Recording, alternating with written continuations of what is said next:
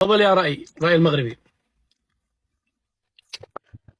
السلام عليكم ورحمة الله. تحية طيبة لكم من مدينة الداخل الأقصى الأقاليم الجنوبية بالصحراء الغربية المغربية.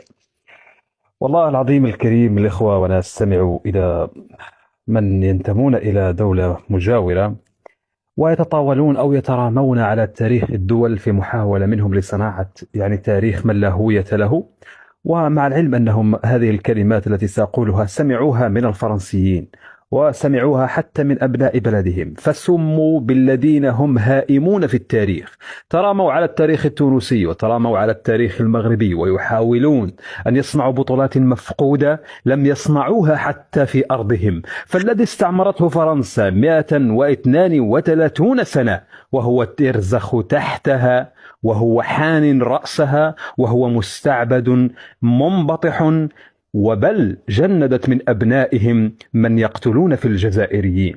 ويأتي ليقول لنا أنه كان في تاريخه أبطال من مثل يوسف بن تاشفين وأنهم أدخلوا الإسلام وفتحوا الأندلس، مع العلم أنه كان مجرد إيالة تركية لا قرار له في أي جزائري أن يتحدث، بل كانوا إما رقا أو غلمانا أو عبيدا للأتراك، وبعدها أصبحوا من الحركيين أو ممن يطبل أو نسميهم بأبناء الفرنسيين.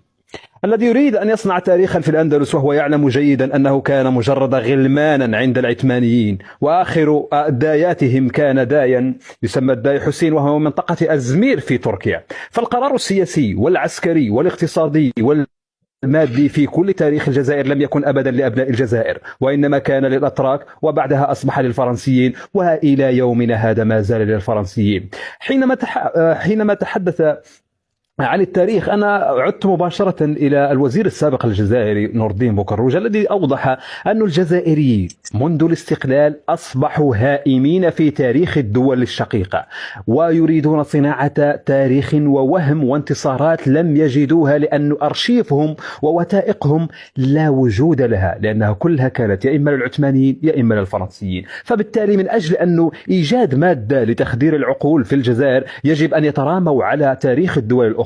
بالنسبة لتاريخ المرابطين والموحدين والسعديين والوطاسيين وغيرهم، أقول أن عاصمة الحكم السياسي والقرار السياسي وانطلاق الجيوش والحملات الاقتصادية بل والرسائل حين تأتي إليها والرسل التي ترسل تأتي إلى عواصم المغرب ولا شيء غير المغرب. أما الذي يريد أن يركب على هذا الأمر أقول له: لو كان هؤلاء منكم مثل الذي يدعي الآن أن موريتانيا كانت شيئا وهي لم تكن شيئا دي قبل، وإنما كانت أراضيا يحكم فيها أمر المسلمين من خلال سلطان الدولة المغربية، يصدر الأمر من مراكش أو فيس أو من مكناسة، فيطاع في موريتانيا ويطاع في الجزائر ويطاع حتى في القيروان في وقت مضى. فالذي يريد أن يصنع علينا هذا التاريخ الآن نقول له: حتى وإن كنت فنحن من كان يحكم ونحن من كان يرفع الرايات، وفي أندلس لنا تاريخ يشهد بكيانه البنيان وحتى الأرض، بل وكتب التاريخ عند الإفرنج والفرنسيين.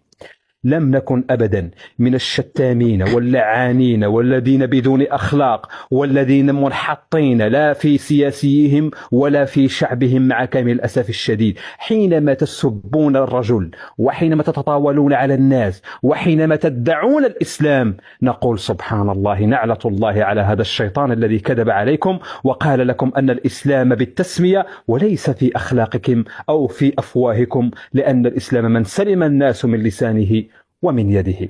الذي يتحدث على أنه التطبيع أصبح يتحكم في المغرب وما إلى ذلك، أقول لك أخي الكريم أن الخلاف السياسي بين النظام في المغرب بين النظام في الجزائر والمغرب لم يكن وليد اليوم أو وليد العلاقات السياسية بين الخاصة بالدولة المغربية، وإنما كانت منذ أن خرج الاستعمار الفرنسي وصوت جدك على أن تكون بلادك متعاونة مع فرنسا وفق اتفاقية شروط إفيان، ففرضت فرنسا على جدك وأنت ورؤسائك ومن يحكمك اليوم أن تكونوا معادين للمغرب وللشعب المغربي، وأن تكونوا حجر عثرة في توحيد شمال إفريقيا وفي توحيد شعوب شمال إفريقيا. فخلقتم ما يسمى بتنظيم البوليزاريو وادعيتم أننا اعتدينا عليكم في عهد الأمير الخائن بوخروبة أو عفوا عبد القادر، ثم ادعيتم أننا هجمنا عليكم في 63، واستمر هذا الأمر. جاءكم ملك رشيد يدعى محمد السادس قال لكم نحن وأنتم لم نكن ممن تسبب في هذه المشكلات، فتعالوا إلى ورقة بيضاء ندع ميثاق شرف نصلح العلاقات لما فيه وحدة الشعوب ولما فيه وحدة المنطقة. ولكن لأن الرأي ولأن القرار السيادي لا يمتلكه لا تبون ولا غيره ولا شنقريحة، يأتي من الفرنسيين، صدر الأمر بقطع العلاقات، ويا ليتكم قطعتم حتى أفواهكم النتنة، إعلاميكم ومثقفيكم ونظامكم ورئيسكم. بس حتى لا أطيل أخ. اوف على الجزائري عاد عندك